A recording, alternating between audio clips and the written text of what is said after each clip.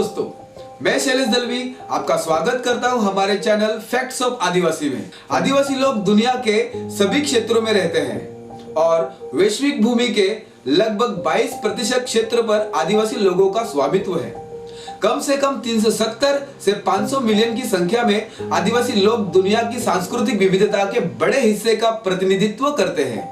23 दिसंबर 1994 के संकल्प 49-214 द्वारा संयुक्त राष्ट्र महासभा ने निर्णय लिया कि विश्व के आदिवासी लोगों का अंतर्राष्ट्रीय दिवस प्रत्येक 9 वर्ष 9 अगस्त को मनाया जाएगा। प्रथम अंतर्राष्ट्रीय दशक का लक्ष्य मानवाधिकार, पर्यावरण, विकास, शिक्षा और स्वास्थ्य जैसे क्षेत्रों में आदिवासी लोगों के सामने आने वाली समस्याओं को हल करने के लिए अंतर्राष्ट्रीय सहयोग को मजबूत करना था। तो दोस्तों, हम बात करना चाहते हैं विश्व आदिवासी दिवस पर, और इस विषय पर चर्चा करने के लिए हमारे साथ जुड़े हैं आदिवासी एकता परिषद पालघर जिला सचिव तथा आदिवासी समन्वयक मंच भारत समिति पालघर जिला समन्वयक और पेशे से शिक्षक हैं विनोद दुमाड़ा सर। तो शुरू करते हैं आज की चर्चा। मेरा पहला सवाल यह है कि आदिवासी भाई बहन जब एक दूसरे से मिलते हैं तब जोहार क्यों कहते हैं और जोहार शब्द का मतलब क्या है? तो पहले तो मैं सभी दर्शकों को और फैक्ट्स ऑफ आदिवासी स्टूडियो के सभी क्रू मेंबर्स को जोहार करता हूँ।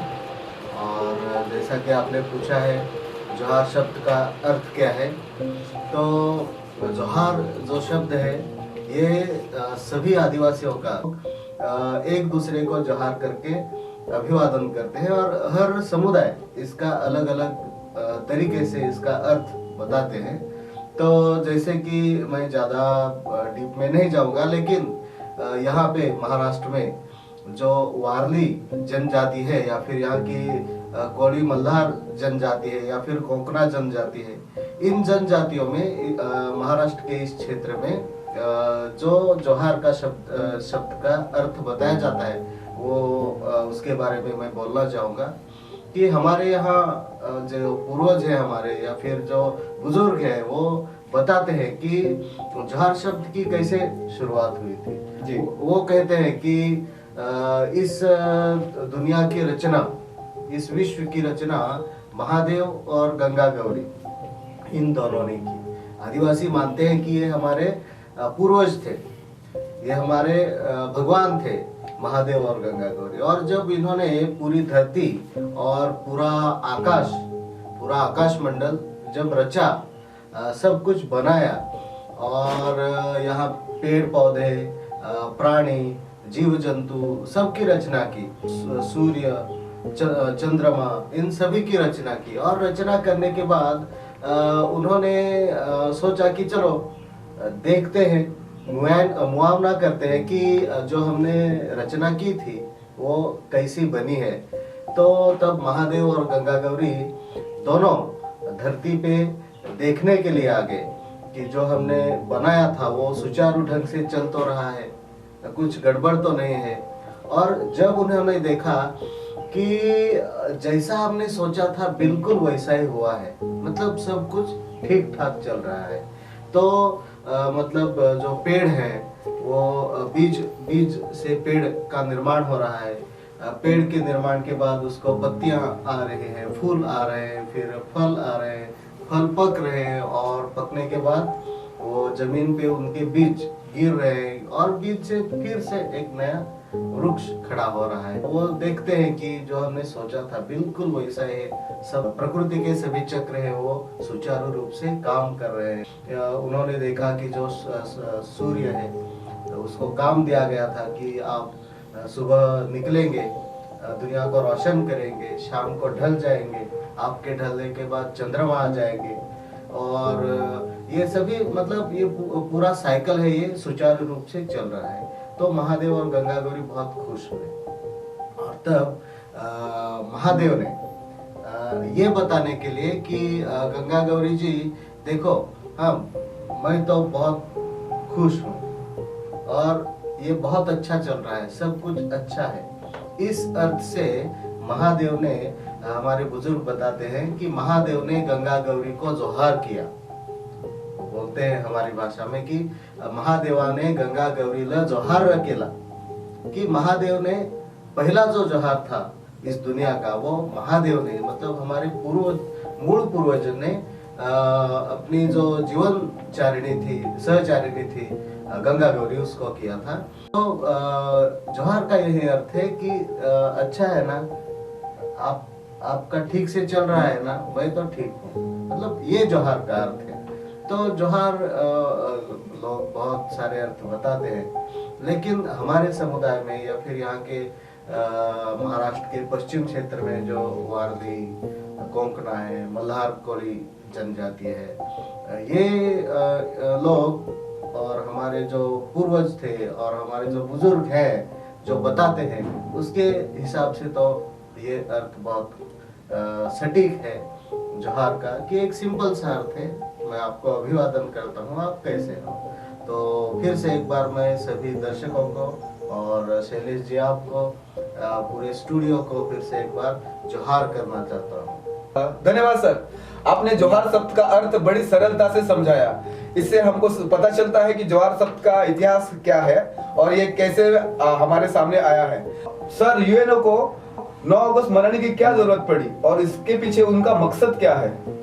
ये बहुत ही अच्छा सवाल आपने पूछा है, और ये मतलब सिर्फ आदिवासी नहीं तो गैर आदिवासी समुदाय को भी ये इस सवाल का जवाब ढूंढना है, और ढूंढना आज की जरूरत बन चुकी है, ढूंढना ही चाहिए कि यूएनओ जो पूरे विश्व के राष्ट्रों का समुदाय है, उनका संगठन है, संयुक्त राष्ट्र संघ जिसे हम कहते हैं, क्या जरूरत पड़ी कि आदिवासी दिवस मनाया जाए। तो इसके पीछे बहुत लंबी कहानी है, बड़ी दर्द भरी कहानी है, और उसके साथ ही दर्द के साथ ही आदिवासियों की वीरता से, शूरता से और उनके मतलब एक जुनून से भरी हुई एक कहानी है कि ये कहानी जाती है, पीछे जाती है कुछ 400 या फिर 500 साल पहले। ये कहानी शुरू हुई थी कि जब कॉलोनिज्म या फिर हम मराठी में उसे कहते हैं वसाहतवाद का की शुरुआत हुई थी, और जब यूरोपियन कंट्रीज में, यूरोपियन राष्ट्रों में जब औद्योगिक क्रांति हुई और इंडस्ट्रियलाइजेशन शुरू हुआ, वहाँ पे कुछ शिक्षा का प्रमाण बढ़ा, तो वहाँ बहुत सारे उन लोगों को जरूरत पड़ी कि नई दुनिया, उन्हें ढूंढने की जरूरत पड़ी, और उनमें एक जुनून सा सवार हो गया कि चलो चलते हैं, अपना बेड़ा लेके, अपनी नाव लेके हम वो चल पड़े जहाजों से नई दुनिया ढूंढने के लिए। और खासकर वो आना चाहते थे भारत में, क्योंकि यूरोप में एक ऐसी कहानी चल रही थी कि भारत बड़ा धनी देश है, या फिर यहाँ पे सोने की चिड़िया है भारत। तो इस भारत की संपत्ति का सपना देखते हुए यूरोप से बड़े बड़े जहाजों के बेड़े भारत के लिए नया रास्ता जो समुद्र से होते हुए जाता था, वो ढूंढने के लिए निकल पड़े। और इसी क्रम में 1492 में 1492 में कोलंबस भी निकल पड़े अपने जहाजी बेड़ों के साथ। उन्हें आना था भारत, और तब आज के जैसे कोई जीपीएस तो था नहीं, सही है, हाँ, इतनी टेक्नोलॉजी थी नहीं। तो भारत की चाह में वो पहुंच गए अमेरिका पहुंचने पर उन्होंने देखा कि वहाँ कुछ रेडिश या फिर ऐसे लाल कलर की जिनकी स्किन है, ऐसे आदिवासी है वहाँ पे। तो उन्हें लगा कि ये इंडियंस ही है जिनका कलर रेड है, लाल है। तो उन्होंने उन लोगों को नाम दिया रेड इंडियंस। और 1492 में जब कोलंबस वहाँ पे पहुँचे, तो तब की स्थिति ये थी कि जो यूरोपियन कंट्रीज थी, जो गोरे लोगों की नस्ल थी, वो नस्ल भेद से भरे हुए थे। और सच कहा जाए तो ऐसा नहीं है कि आज भी बहुत कुछ बदलाव आया है, आज भी नस्ल भेद है। तो उस समय तो बहुत ज़्यादा था।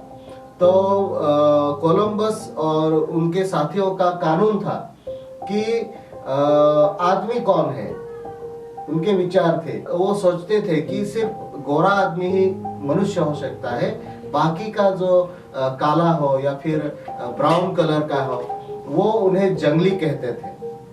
जंगली मतलब सब ह्यूमन, मतलब वो पूरे तरीके से मनुष्य नहीं है। कुछ मनुष्य की निचली जाति है जो जंगल में जंगली उनका डॉक्ट्रिन या फिर आप कह सकते हैं उनका एक कानून था कि इन जंगलियों को मारना कोई बड़ी बात नहीं है, कोई गुनाह नहीं है, ऐसे करके वो सोचते थे। जैसे हम आजकल अगर हमारे खेत में कोई जंगली जानवर आ जाए तो हम उसको हकाल देते हैं या फिर मार डालते हैं और उसका कोई अफसोस हमें नहीं होता।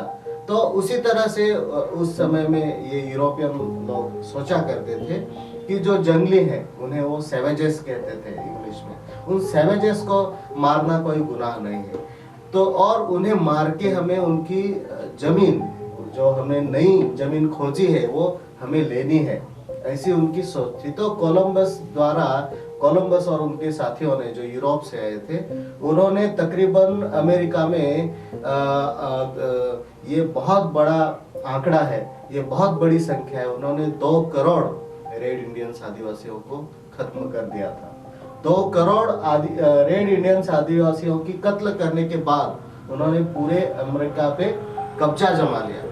आदिवासियों की जो अच्छी जमीनें थी, जो प्लेन जमीनें थी, वो पूरी जमीनें उन्होंने अपने हाथ में ले ली और उन्होंने कह दिया कि ये जो नई जमीन हमने खोजी है, जिसे उन्होंने अमेरिका नाम दिया था, ये अब हमारी हो चुकी है और अमेरिका को हमने तैयार किया है, ऐसे वो कहने लगे। जबकि अमेरिका तो पहले से ही थे और उस अमेरिका मालिक या फिर वहाँ के पहले आदिवासी थे, मूल वासी थे, जो रेड इंडियंस थे, उनको उन्होंने खत्म कर दिया था। जो कुछ बचे कुचे आदिवासी थे जो जान बचाकर भाग गए थे, क्योंकि देखो आदिवासी ऐसा नहीं है कि आदिवासी लड़ना नहीं जानता, आदिवासी जानता है, आदिवासी लड़ता भी है, लेकिन यूरोपियंस के पास बंदूकें थी, एडवांस हथियार थे और उनके पास थे तीर कमान। तो बंदूकों का तो तीर कमान से कोई मुकाबला हो ही नहीं सकता। तो इसलिए वो सभी आदिवासी जान बचा के जंगलों में या फिर वहाँ के पहाड़ों में जाके छुप गए और पूरा जो अमेरिका था, जो प्लेन्स थे, जो फर्टाइल लैंड थी, जो अच्छी फसल देने वाली जमीनें थी, वो पूरी यूरोपियंस के पास चली गई। और उसके बाद क्या हुआ कि उन यूरोपियंस को, गोरे लोगों को ऐसा महसूस हुआ कि अरे हमारे पास बहुत सारी जमीनें आ गई हैं, लेकिन इन जमीनों पे काम कौन करेगा? तो उनको अभी मजदूरों की जरूरत थी, सस्ते मजदूर। सस्ते से कहने चर्चा है कि फ्री लेबर, हाँ, मुफ्त के मजदूर उनको चाहिए थे। तो फिर उन्होंने फिर से आदिवासियों का रुख किया, जो आदिवासी अपनी जान बचाकर पहाड़ों में छुपे थे।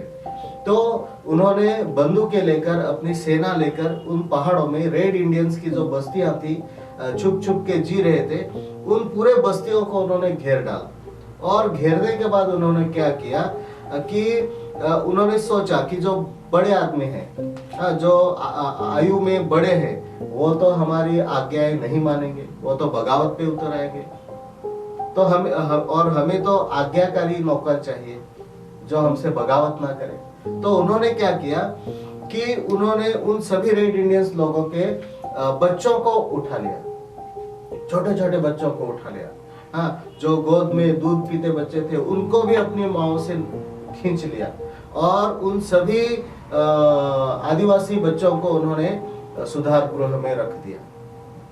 उनके हिसाब से, जो यूरोपियंस थे उनके हिसाब से उन्हें क्या करना था कि इन जंगलियों को सुधारना था, इन जंगलियों को काम सिखाना था कि खेत में काम कैसा करना है, घर में काम कैसे करना है, उनका कुकिंग कैसे करना है, उनके लिए क्या क्या काम करना है, वो सिखाना था।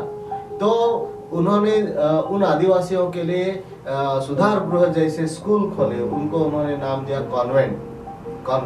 और एक बार ये जो छीना हुआ आदिवासी बच्चा उन कॉन्वेंट में आता था, वो मरते दम तक उसे अपने घर जाने की इजाजत नहीं थी। ना ही उसके माँ बाप को पता था कि हमारा बच्चा कहाँ गया या फिर क्या कर रहा है, और ना ही बच्चे को पता था कि हमारे बाप कहाँ है और वो क्या कर रहे हैं। उन कॉन्वेंट स्कूलों में उन आदिवासियों बच्चों को अपनी भाषा, अपनी बोली, अपने भाषा के गीत, अपने भाषा की कहानियां, अपने भाषा का नॉलेज, आदिवासी नॉलेज, अपनी रीति रिवाज, अपना नृत्य, ये कोई भी करने पर पाबंदी थी कि अगर कुछ भी आप इसमें से करोगे तो आपको पनिशमेंट मिलेगी। और आपको यहाँ पे क्या करना है, सिर्फ इंग्लिश बोलना है, इंग्लिश तौर तरीके सीखने हैं, इंग्लिश लोगों को जो चाहिए वही काम सीखना है। ये आदिवासियों पे जो बच्चे थे उन पे सख्ती या फिर जबरदस्ती उनसे करवाया जा रहा था, और जो बच्चे नहीं मानते थे उन बच्चों को बहुत पीटा जाता था, और उसमें बहुत सारे बच्चे मर भी गए, और उसके साथ ही बहुत सारे बच्चे बीमारी से मर गए। उन बच्चों की लाश तक उनके माँ बाप नहीं देख सके। उन बच्चों को वही स्कूल के कंपाउंड में दफनाया गया। और आज भी आप इंटरनेट खोल के देख लीजिए कि कनाडा के, ऑस्ट्रेलिया के, अमेरिका के खोए हुए बच्चे, आज उन्हें खोए हुए बच्चे कहते हैं कि जो खो गए हैं। तो आप सर्च करिए और आप देखेंगे कि आज भी वहाँ के स्कूलों के कंपाउंड्स में हजारों की संख्या में आदिवासी बच्चों के छोटे छोटे कंकाल मिल रहे हैं। तो ये बहुत दुख भरी कहानी है। वहाँ की जो पूरी आदिवासियों की नस्ल थी, आदिवासी बच्चे थे, उन्हें मतलब एक पालतू जानवर की तरह पाला गया उन स्कूलों में। और जब वो पढ़ के या फिर इंग्लिश तौर तरीके सीख के जब वो तैयार हो जाते थे, तो शहर से, सिटी से बड़े बड़े लोग उन स्कूलों में आते थे। जैसे आजकल कैंपस में ही सिलेक्शन हो जाता है ना नौकरियों के लिए, वैसी ही स्थिति। और उसका भी जो मूल है ये यही है कि वहाँ पे बड़े बड़े लोग आ जाते थे और वो देखते थे कि हमारे लिए, हमारे खेत में काम करने के लिए या फिर हमारे इंडस्ट्री में काम करने के लिए, हमारे घर में काम करने के लिए कौन सा बच्चा सही है, या फिर कौन सी लड़की अच्छे से कुकिंग कर सकती है, घर की देखभाल कर सकती है। ये चेक करके वो लड़के लड़कियों को वहां से मजदूर, मुफ्त में मजदूर के तौर पे उठा लेते थे। और इस तरह से उनका दूसरा, मतलब गुलामी का दूसरा अध्याय शुरू हो जाता था। बहुत सारी बॉलीवुड में बहुत सारी फिल्में आई हैं, जैसे 12 ईयर अ स्लेव नाम की एक बहुत अच्छी फिल्म है, इसी विषय पे बनी है कि कैसे इन आदिवासियों को या फिर काले लोगों को किस तरह से गुलामी में जीना पड़ता था। पूरी उनकी संस्कृति, सभ्यता, बोली पूरी उनको भुला दी जाती थी, मतलब पूरा उनका ब्रेन वॉश किया जाता था। तो ये जो पीरियड था ये आदिवासियों के लिए बहुत ही दुखों से भरा, संघर्षों से भरा और बहुत ही खतरनाक पीरियड था। इस पीरियड में आदिवासी सिर्फ इतना सोचते थे या फिर इसीलिए स्ट्रगल करते थे कि आज का दिन हम कैसे काटेंगे या फिर कैसे जिएंगे, अपने बच्चों के लिए हमें जीना चाहिए। सिर्फ इसी आस पे वो सभी कष्ट झेलते रहे, सभी दुख उठाते रहे। और ये तब से, हाँ, और ये ऐसा नहीं कि ये सिर्फ अमेरिका में हुआ था, ये भारत में भी हुआ था।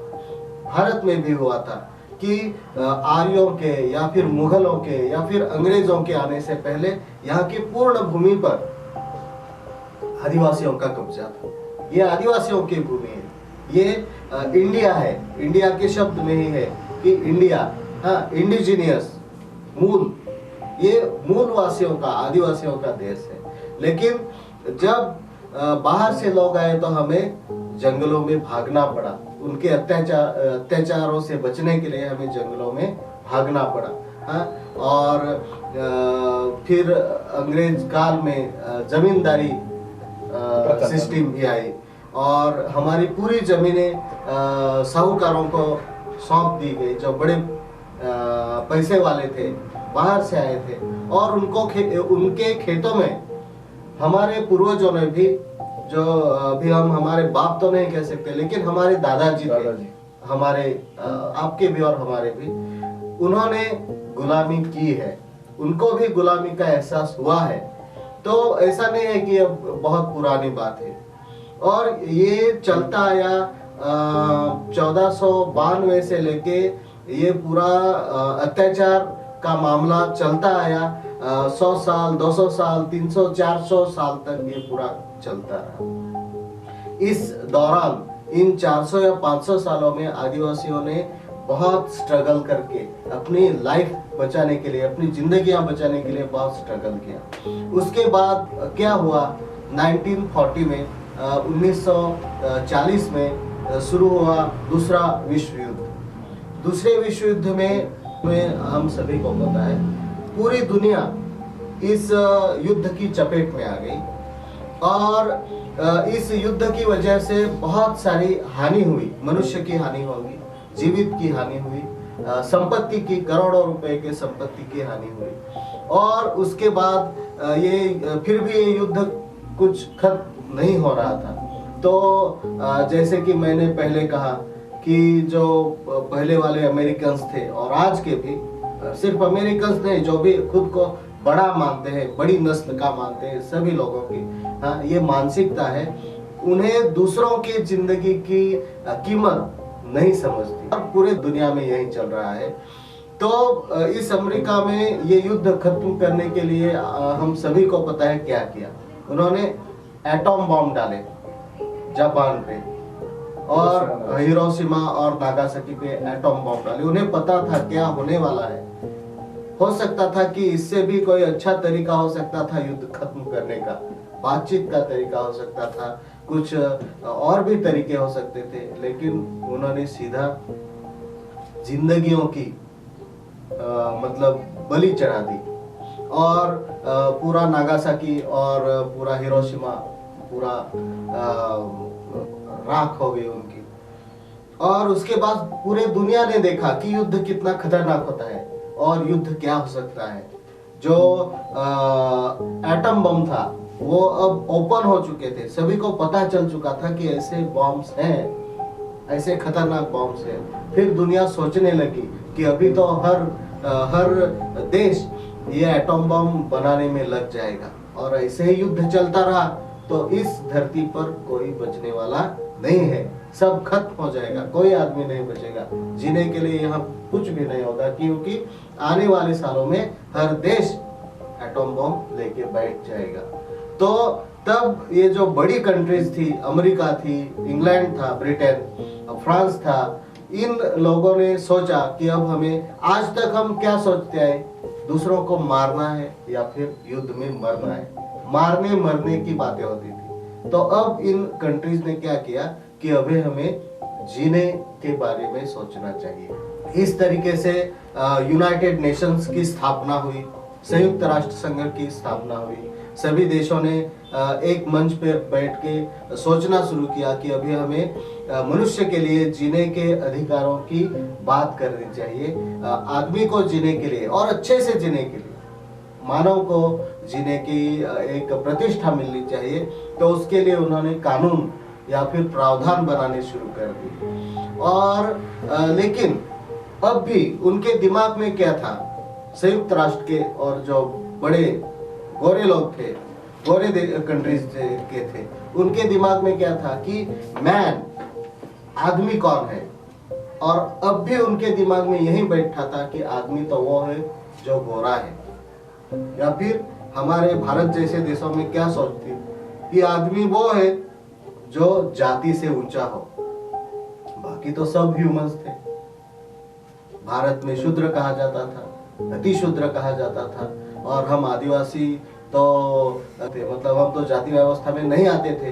तो हमारे यहाँ तो ग्रंथों में लिखा है उन लोगों ने कि वानर सेना, राक्षस। तो हम सोच सकते हैं कि अरे वानर तो कभी युद्ध नहीं कर सकते, है ना। सही। आज भी जंगलों में वानर है, आज भी जंगलों में बंदर है। उन्होंने कभी कोई निर्माण नहीं किया, उन्होंने कभी घर नहीं बांधे, उन्होंने कभी ब्रिज नहीं बनाए। तो ये सभी जो काम किए हैं ये आदिवासियों के द्वारा करवाए गए हैं, जबरदस्ती करवाए गए हैं। और इतना सारा निर्माण होने के बाद भी उनको ये क्रेडिट आदिवासियों को नहीं देना था, इसीलिए हम पे स्टैम्प मारा गया कि ये है बंदर या फिर वानर, वन नर, जंगल में रहने वाला नर, वन नर, जिसे शब्द आया है वानर।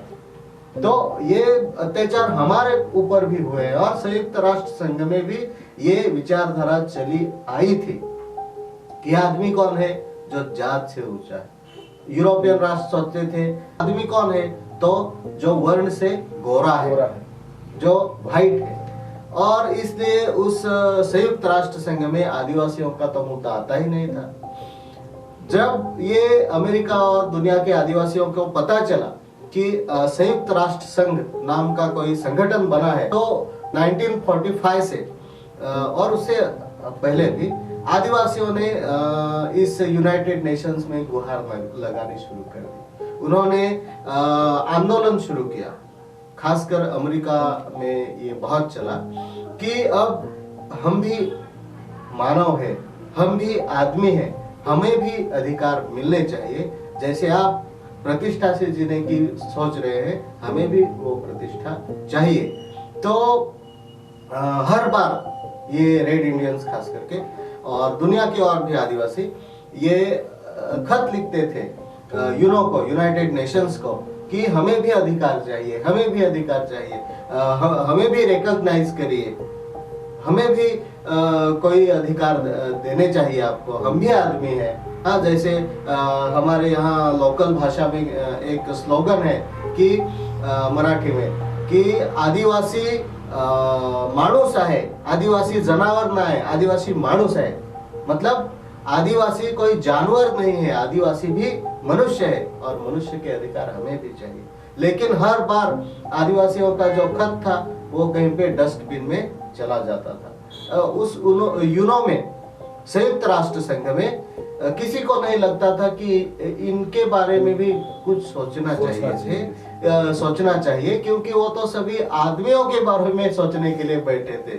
हाँ, और उनके हिसाब से आदिवासी तो जंगली थे, सैवेजेस थे। तो 1982 में आखिरकार यूनो को लगा कि ये आदिवासी हर बार हमें खत लिखते हैं, हर बार हमसे मांग करते हैं, तो इनके मांगों पर हमें गौर करना चाहिए या फिर एक कुछ सोचना चाहिए, क्या लिख रहे हैं, एक बार पढ़ के तो देखें। तो 1982 में पहली बार, वो तारीख थी 9 अगस्त 1982। हाँ, और उस साल में पहली बार 9 अगस्त को ये हमारा विषय आदिवासी का सब्जेक्ट लिया गया, टेबल पे आया संयुक्त राष्ट्र संघ के। और उन्होंने सोचना शुरू कर दिया कि अरे ये आदिवासी लोग हक मांग रहे हैं, ये कह रहे हैं कि हम भी आदमी हैं, हमें भी जीना है, क्या करें इसके बारे में। तो बहस शुरू हो गई संयुक्त राष्ट्र संघ में। और ये बहस क्या थी? बहस ये थी कि आदिवासी आदमी है या फिर जंगली। 1982 से 1992 तक 10 साल यूनो में ये बहस चली कि आदिवासी कौन है, आदमी है या फिर जानवर है। और आखिरकार 10 साल के बहस के बाद 1992 में कहीं जाके उनको लगा कि ये भी हमारे जैसे मनुष्य है और इन्हें भी अधिकार देना चाहिए। तो हम ये सोच सकते हैं कि अगर आप पूरे दुनिया के लोगों के लिए अधिकारों की बात कर रहे थे, लेकिन आप आदिवासियों की तरफ नहीं देख रहे थे, क्या इसका मतलब हो सकता है? इसका मतलब एक ही है कि आप दिल से हमें आदमी नहीं मानते। भले आप ऐसे नहीं बोले हो या फिर ऐसा आपने लिख के नहीं रखा है, फिर भी आपकी मंशा यही हो सकती है जिसके लिए इतनी देर लगाए। और 1992 में यूनाइटेड नेशंस को कहीं एहसास हुआ कि हमने बहुत बड़ी गलती कर दी है। इतिहास में गए 400 या 500 सालों में हमने बहुत कुछ गलतियां की है, आदिवासियों पर बहुत सारे अन्याय अत्याचार किए हैं और अब हमें इसका हिसाब कुछ तो चुकाना पड़ेगा। तो 1992 में यूनाइटेड नेशंस ने डिक्लेयर किया कि हमें आदिवासियों के बारे में सोचना है। देखो ये कितनी बड़ी लड़ाई है। और फिर 1992 के बाद 1993 में उन्होंने आदिवासी वर्ष या फिर इंडिजिनियस पीपल्स ईयर करके घोषित कर दिया 1993 से 1994 तक। और फिर भी अभी तक देखो सिर्फ हमारा वहाँ पे सब्जेक्ट चला था या फिर हमारे ऊपर सिर्फ चर्चा हुई थी, अभी तक आदिवासियों को कोई अधिकार नहीं मिला था। और संयुक्त राष्ट्र संघ ने सोचा कि अभी इस विषय पे और चर्चा होनी चाहिए। उन्होंने पूरे राष्ट्रों से कहा कि आप अपने अपने देश में जो मूलवासी है या फिर इंडिजिनियस पीपल है, जो आदिवासी है, उन्हें आप रिकॉग्नाइज करिए, उनको आप अधिकार दीजिए। तो बहुत सारे देशों ने ये हाँ कर दी, लेकिन कहने में बहुत दुख होता है कि भारत जैसा देश जो मतलब संस्कृति की बड़ी बड़ी बातें करता है, विश्व गुरु बनने की बातें करता है, उस भारत देश ने आधिकारिक तौर पे यूरो में क्या कहा कि हमारे भारत देश में कोई आदिवासी नहीं है, हमारे भारत देश में कोई आदिवासी है ही नहीं। हमारे देश में तो कोई आदिवासी नहीं है, तो हम ये अधिकार किसको दें? तो इससे बड़ा झूठ क्या हो सकता है? आज आप और मैं और पूरा समुदाय 9 अगस्त की तैयारियां कर रहे हैं। फिर हम ये साधा सवाल खड़ा हो जाता है कि फिर हम और आप कौन हैं, है ना? देखो आज भी ये अन्याय हो रहा है हमारे साथ, और आज भी वो हमें पहचानने से इनकार कर रहे हैं। उन्हें पता है, उन्हें सब कुछ पता है, लेकिन वो इनकार कर रहे हैं। उन्हें डर लग रहा है कि आदिवासियों को अधिकार दें तो क्या होगा। तो 1994 में संयुक्त राष्ट्र ने सोचा कि अभी भी हम बहुत पीछे चल रहे हैं, बहुत सारे देश आदिवासियों को पहचान नहीं दे रहे हैं, तो अभी क्या करना चाहिए। तो संयुक्त राष्ट्र ने सोचा कि अभी इस विषय पर लगातार ये चर्चाएं शुरू रहनी चाहिए। इसके लिए उन्हें सोचा कि चलो हम हर साल एक दिन को आदिवासी दिन करके मनाएंगे, पूरे विश्व में मनाएंगे। और तब उनके सामने बड़ा सवाल खड़ा हुआ कि ये दिन हम कौन सा तय करेंगे, आदिवासी दिवस, कौन सा दिवस को हम आदिवासी दिवस कहेंगे। तब उनको याद आया कि हम आदिवासियों के विषय पर सोचने के लिए पहले कब बैठे थे। तो उन्होंने चेक किया कि हम 9 अगस्त 1982 को पहली बार बैठे थे सोचने के लिए। तो उन्होंने यही दिन डिक्लेयर किया कि आज से 9 अगस्त हर साल विश्व आदिवासी दिवस,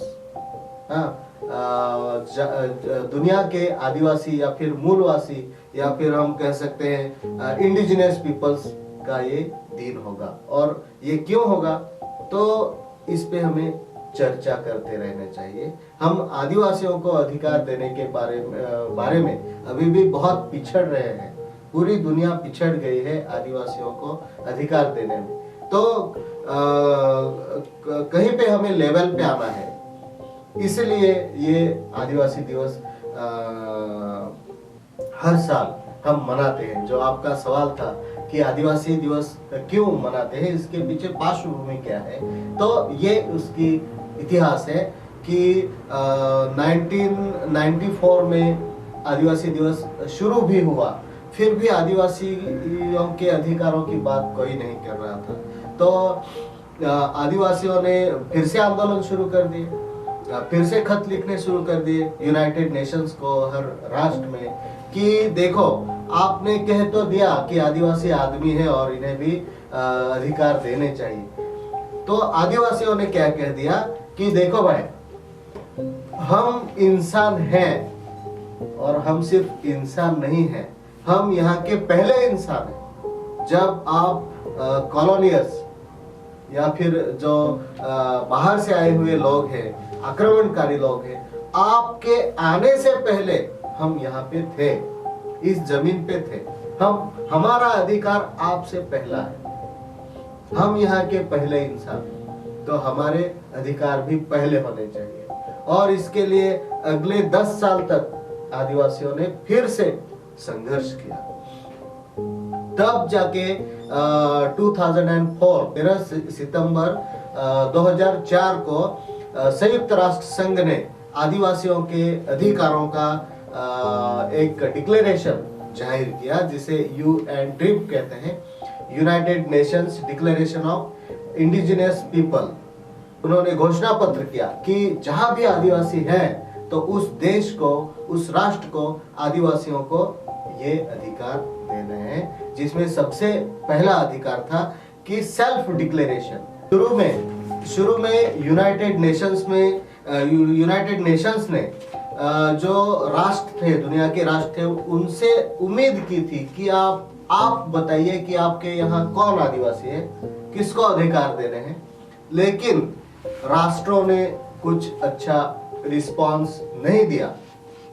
इसलिए यूनाइटेड नेशंस ने जब 2004 में डिक्लेरेशन किया कि आदिवासियों के अधिकार क्या होने चाहिए, तो उसमें पहली बात क्या बताई कि अभी राष्ट्रों को नहीं, अभी समुदायों को खुद को सेल्फ डिक्लेयर करना है, अपने आप को डिक्लेयर करना है कि आप कौन हो। आदिवासियों को खुद को डिक्लेयर करना है कि हम यहाँ के इंडिजिनियस पीपल्स हैं, हम यहाँ के आदिवासी हैं।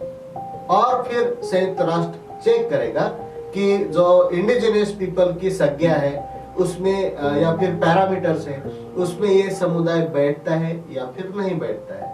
तो इस तरह से आदिवासियों को अधिकार दिया गया कि आप सेल्फ डिक्लेयर कीजिए, आप खुद को डिक्लेयर कीजिए कि आप कौन हैं, आप आदिवासी हैं, आप मूलवासी हैं, ये आप डिक्लेयर करिए। और उसमें दूसरा बड़ा जो अधिकार आदिवासियों को मिला वो ये था कि अगर आप खुद को आदिवासी कहते हैं और हमारे पैरामीटर्स में बैठ जाते हैं, तो आपको स्वशासन, ऑटोनॉमी, स्वशासन का अधिकार होना चाहिए। आदिवासियों पे कोई शासन नहीं करेगा, क्योंकि आज तक का इतिहास बताता है कि जिसने भी आदिवासियों पे शासन किया है या फिर जिसने भी आदिवासियों को सुधारने की कोशिश की है, उसने सुधारने से ज्यादा आदिवासियों की जो ओवरऑल सिचुएशन है, ओवरऑल परिस्थिति है, वो बिगाड़ने का ही काम किया है और आज भी चल रहा है। इसलिए यूनाइटेड नेशंस कहता है कि आदिवासियों को स्वशासन देना चाहिए, ऑटोनॉमी देनी चाहिए। हमारी भी यही मांग है कि भारत में भी हमें स्वशासन दिया जाए। ऐसा नहीं है कि हमारे लिए ऐसे प्रावधान नहीं है, संविधान में भी हमारे लिए प्रावधान है। भारत के संविधान में भी ये प्रावधान है, जो हम कह सकते हैं कि 5th शेड्यूल है, 5वीं अनुसूची है या फिर 6ठी अनुसूची है। इन अनुसूचियों में बताया गया है कि शेड्यूल्ड एरिया में या फिर अनुसूचित क्षेत्रों में आदिवासियों को स्वशासन कैसे देना है, या फिर P PESA act, provision to panchayat extension in scheduled area 1996 में जो बना था एक्ट, उसके ओ पार्ट में लिखा है, पार्ट है जो एकदम लास्ट में दिया गया है 2-4 पंक्तियों में, लेकिन वो सबसे, मैं तो कहता हूँ वो जो ओ पार्ट है पेसा एक्ट का लास्ट का पार्ट है, वो सबसे पहले होना चाहिए था।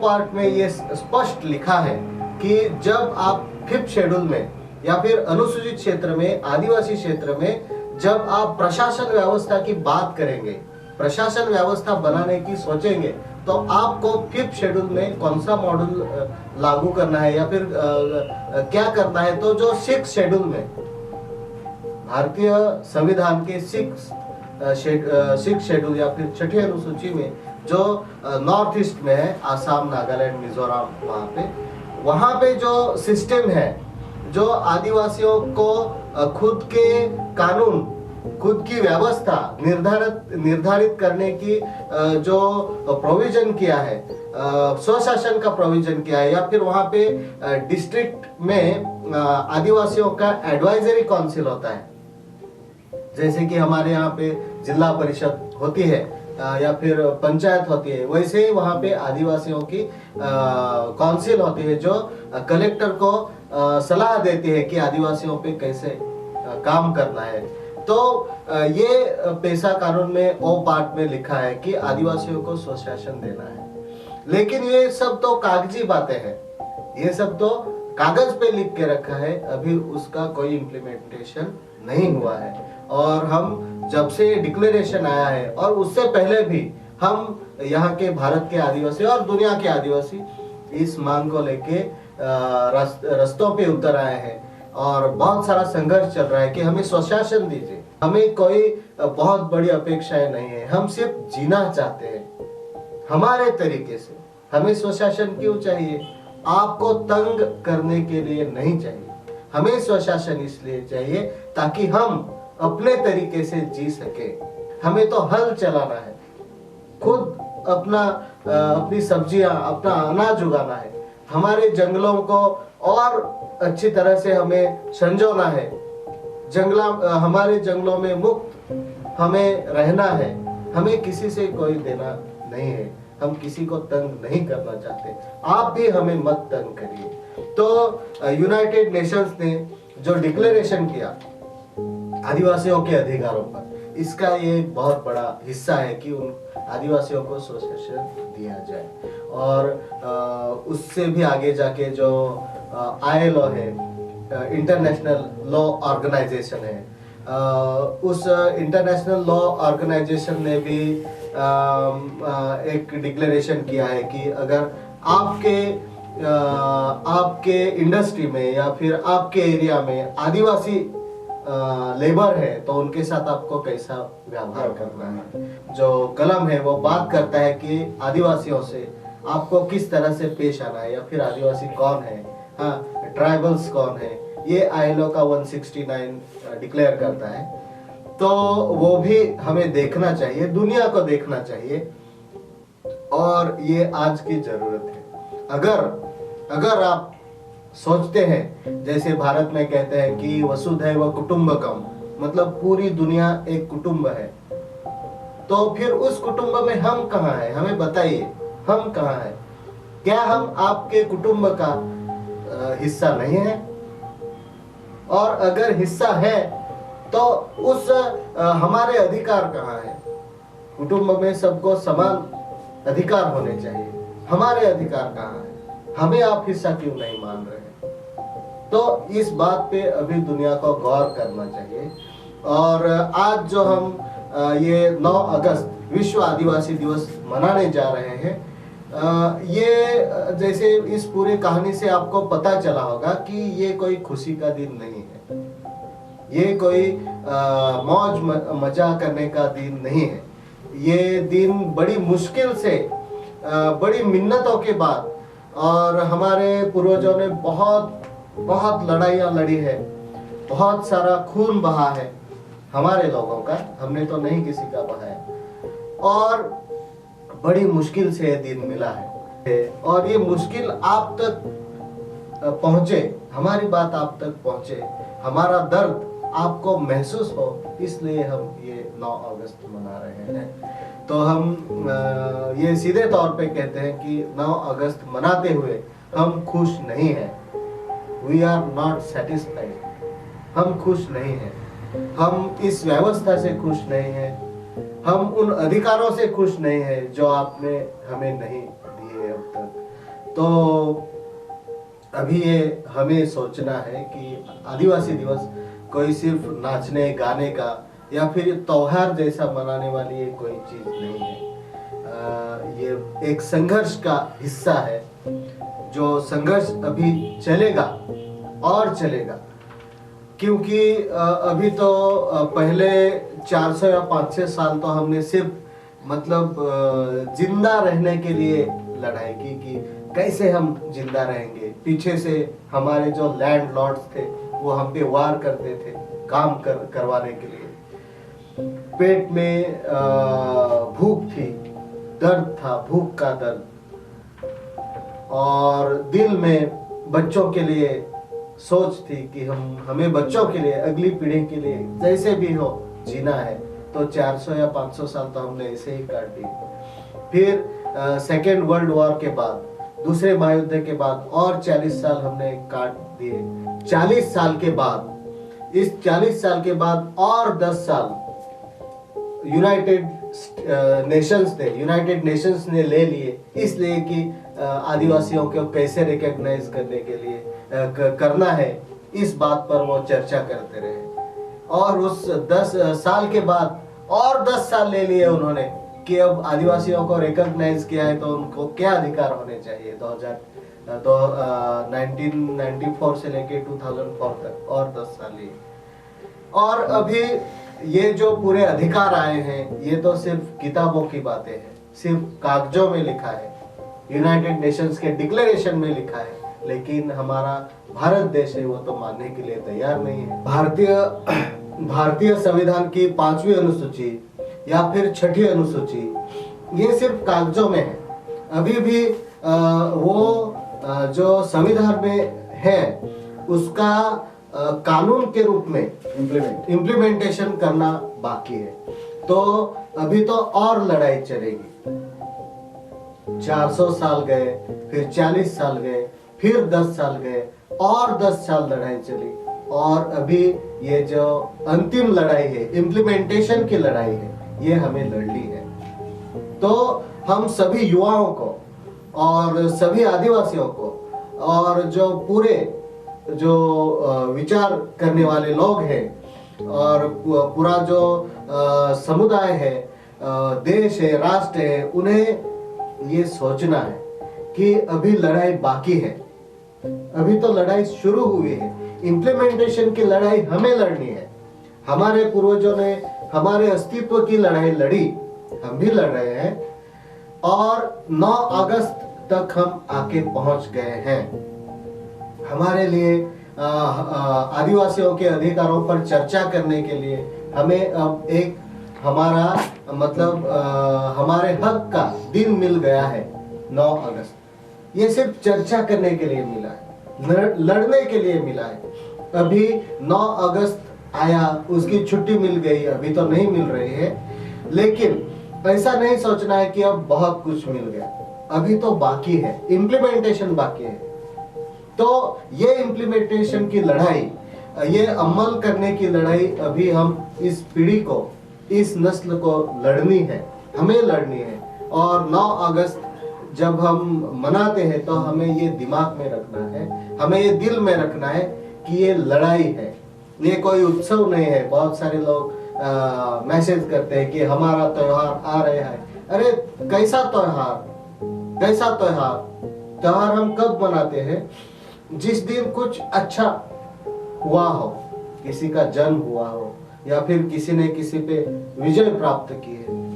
तो हमने तो ऐसा कुछ, हमें तो मिला नहीं, अभी तो इम्प्लीमेंटेशन बाकी है। तो 9 अगस्त के लिए जब हम सोचेंगे तो हर एक के दिमाग में ये सोच आनी चाहिए कि अभी लड़ाई बाकी है।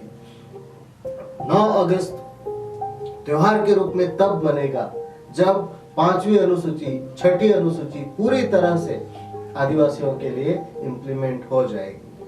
खासकर हमारे यहाँ महाराष्ट्र में 9 जून 2014 को के राज्यपाल महोदय ने, माननीय राज्यपाल महोदय ने एक अध्यादेश निकाला था, जिसमें इम्प्लीमेंटेशन की कुछ बात हो रही थी। उस 9 जून 2014 के अध्यादेश में उन्होंने क्या कहा था कि शेड्यूल्ड एरिया में, आदिवासी क्षेत्रों में कुछ 17 पद थे, नौकरियों के पद थे। 17 पोस्ट पर सिर्फ लोकल आदिवासी, स्थानीय आदिवासियों का चयन होना चाहिए, जिससे कि आदिवासियों के स्वशासन को गति मिलेगी। आदिवासियों के प्रश्न आदिवासी ही हैंडल करेंगे। इस सोच से ये 17 पदों की जो नौकरियां थी वो सिर्फ स्थानीय आदिवासियों को मिले, ऐसा प्रोविजन उन्होंने किया था। और आदिवासियों के बारे में निर्णय लेने का एक बड़ा अधिकार राष्ट्रपति और राज्यपाल महोदय को होता है। और 2014 से हम देख रहे हैं कि तब ये सरकार ने डिक्लेयर किया था कि हम क्या करेंगे, हर साल 20% जो गैर आदिवासी या फिर बाहरी लोग आदिवासी क्षेत्रों में काम कर रहे हैं, नौकरियां कर रहे हैं, उनका हम ट्रांसफर करेंगे शहरों में या फिर गैर आदिवासी क्षेत्रों में उनका ट्रांसफर करेंगे। और उस 20% हर साल ये नौकर भर्तियां करनी थी। आज 2014 से लेके आज 2021 तक यहाँ महाराष्ट्र में आदिवासियों की लड़ाई चल रही है, आंदोलन चल रहे हैं। हमने कई बार निवेदन किए हैं, कई बार लेटर्स लिखे हैं कि ये जो 20 नौकरियां हैं ये हमें हमारे आदिवासी लोगों को मिलनी चाहिए, हमारे बेरोजगार युवाओं को मिलनी चाहिए। गए 2 सालों में तो बहुत बुरी अवस्था आ गई है कि स्थिति आ गई है कि आप देख रहे हैं कोविड के समय पूरी नौकरियां चली गई है, रोजगार बिल्कुल ठप है और बाहर निकलना भी मुश्किल है कहीं पे मजदूरी करने के लिए। तो आदिवासियों की तो बहुत बड़ी समस्या बन गया है। और ऐसी कंडीशंस में हम देख रहे हैं कि गए 6 या 7 सालों में एक भी आदिवासी का चयन नहीं हुआ है। आप सोच सकते हैं 2014 में कानून बना था, अध्यादेश लाया गया था कि आदिवासियों को 100% 17 पदों पर आदिवासी क्षेत्र में उनकी भर्ती करनी है, लेकिन एक भी आदिवासी की आज तक भर्ती नहीं हुई। सरकार को इसके बारे में सोचना चाहिए कि हम क्या कर रहे हैं, हम आदिवासियों को उनके अधिकार कब दे रहे हैं। और जब तक ये सरकार इस बात पे अमल नहीं करेगी तब तक सही मायने में ये आदिवासी दिवस मनाने का कोई औचित्य नहीं रहता। तो भी आदिवासी दिवस मना रहे हैं तो हमें ये सोचना है कि आदिवासी दिवस कोई सिर्फ त्योहार वाला दिवस नहीं है, ये लड़ाई का, अपने अधिकारों के प्रति जागरूक होने का ये दिवस है। और इस आदिवासी दिवस के अवसर पर हम सभी से निवेदन करना चाहेंगे कि आप आदिवासियत को समझो। जैसे कि आप देखते हो, आपको जब आदिवासियों को आप देखोगे तो आप सोचोगे कि ये क्या गरीब आदमी है, कम पढ़ा लिखा आदमी है, लेकिन ये सिर्फ आपका ऊपरी निरीक्षण है। ये आदिवासी है। मैं आदिवासियत की बात कर रहा हूँ। आदिवासियत को समझिए, आदिवासियों का जीना कैसा है, उनके संस्कृति क्या कहती है। आदिवासियों में समानता होती है और जो हम लोकशाही कहते हैं वो सही मायने में आदिवासी जीते आए हैं। उनमें सामूहिकता होती है, हर निर्णय वो समूह के रूप में लेते हैं। तो बहुत सारी बातें हैं, वो स्त्री पुरुष समानता की बात हो या फिर स्त्री भ्रूण हत्या की बात हो, ऐसा घिनौना काम आदिवासी कभी नहीं करते। तो ऐसी बहुत सारी बातें हैं। वो जो आदिवासी हैं वो प्रकृति को कभी हानि नहीं पहुंचाते, सभी प्रकृति को अच्छे से संजोए रखते हैं। उनके पास न जाने कितने नुस्खे हैं जो हमें ग्लोबल वार्मिंग से बचा सकते हैं। ये सभी बातें हम आदिवासी दिवस के माध्यम से लोगों तक पहुंचा सकते हैं। और मेरा संदेश यही रहेगा कि आप अगर आदिवासी को देखोगे तो आदिवासी आपको समझना कठिन होगा, लेकिन आदिवासियत समझने की कोशिश करो। आदिवासी कैसा दिखता है, कैसा रहता है, ये ऊपर से देखोगे तो आपको नहीं समझ में आएगा। तो आदिवासियत, उसके गुण क्या है, वो कैसे जीता है, उसकी संस्कृति क्या कहती है, ये सीखने का प्रयास करना चाहिए। और ये भी संदेश रहेगा कि जैसे कि मैंने पहले ही कहा है कि हमें जो अधिकार कागज पे है वो कागज के अधिकार जमीन स्तर पर लागू करने के लिए हमें इस 9 अगस्त के दिन लड़ाई के लिए एक बड़े आंदोलन का संकल्प हमें करना चाहिए। और दूसरी बात ये भी है कि बहुत सारे लोग आदिवासी दिवस को विश्व आदिवासी गौरव दिवस करके मनाते हैं, तो ये बिल्कुल गलत है। देखो 9 अगस्त को हम आदिवासियों का किसी ने गौरव नहीं किया है। कौन कहता है हमारा गौरव हो रहा है? हमारा तो चारों तरफ से शोषण हो रहा है, हम पे अत्याचार हो रहे हैं। अभी मध्य प्रदेश के नेमावर में हमने देखा कि 5 आदिवासियों की हत्या हो गई और उन्हें उनकी बॉडियां तक नष्ट करने की कोशिश की गई। उनमें से एक महिला पर अनन्वित अत्याचार हुए हैं। तो ये सब बातें हो रही हैं, कोई आदिवासियों का अभी गौरव नहीं कर रहा है। वो गौरव तो हमें खुद लड़ाई करके, आंदोलन से हमें प्राप्त करना है। और इसलिए मेरा सभी से निवेदन है कि आप आदिवासी दिवस, विश्व आदिवासी दिवस की अहमियत समझो। ये कोई आदिवासी दिवस यानी त्योहार या उत्सव का समय नहीं है। ये हमारे लड़ने का, आंदोलन करने का, हमारे हक का अधिकार की बात करने का ये दिवस है। और वो उसी तरह मनाना चाहिए जैसे इसके पीछे जो भावना है वो समझ के मनाना चाहिए। और हमारा जो खोया हुआ गौरव है वो सम्मान हमें वापस इस 9 अगस्त के दिन वापस लाने के लिए हमें प्रतिबद्ध होना चाहिए। यही संदेश रहेगा मेरा इस 9 अगस्त पर। देश जी, आपने हमें बुलाया, आपकी पूरी टीम, क्रू मेंबर्स सबने इस विषय पे चर्चा करने की बात सोची। ये बहुत बड़ी बात है। आज के युवाओं को यही सोच रखनी चाहिए।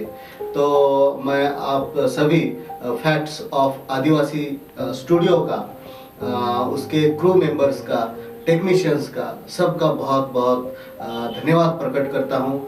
और इस आदिवासी दिवस पर सभी आदिवासी भाई बहनों को ढेरों शुभकामनाएं देता हूँ। और शुभकामनाएं इस बात की कि आप ये अधिकार, आदिवासियों को जो अधिकार दिए हैं वो जमीन स्तर पर लाने के लिए लड़ने की ठानेंगे। इसके लिए बहुत बहुत शुभकामनाएं। पुनः एक बार सबको जोहार, जिंदाबाद।